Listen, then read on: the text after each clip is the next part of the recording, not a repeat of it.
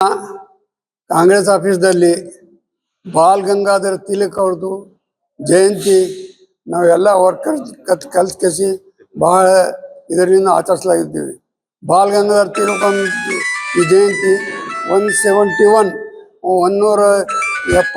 ಆಗ್ಯದ. ಆದ್ರೆ ಅವರು ಬಹಳ ದೊಡ್ಡ ವಕೀಲ ಇದ್ದಕ್ಕೆಷ್ಟು ಬಹಳ ಸಂಯಮಲಿ ನಡೀತಿದ್ರು. ಯಾವ ವೇಳಕ್ಕೆ ಅಂಗ್ರೇಜ್ದವ್ರು ಅವರಿಗೆ ಹಿಡಿದ ಕೇಸಿ ಒಳಗೆ ಹಾಕಿದ್ರು, ಆ ವೇಳೆ ಎಲ್ಲರ್ಕಿಂತ ದೊಡ್ಡ ಕೂಗು ಅವರೇ ಕೊಟ್ಟರು ಕಿ ये मेरा जन्मसिद्ध अधिकार है ಅಂದ್ಕೇಸಿ ಎಲ್ಲರ್ಕಿಂತ ಮೊದಲ ಅವರೇ ಕೂಗು ಕೊಟ್ಟರು. ಅದ್ರ ಸಲುವಾಗಿ ಅವ್ರದ್ದು ಲೈಫ್ದು ಅರ್ಧ ಲೈಫ್ ಅವ್ರದ್ದು ಜೈಲಿನೊಳಗೆ ಹೋಗ್ಯದ.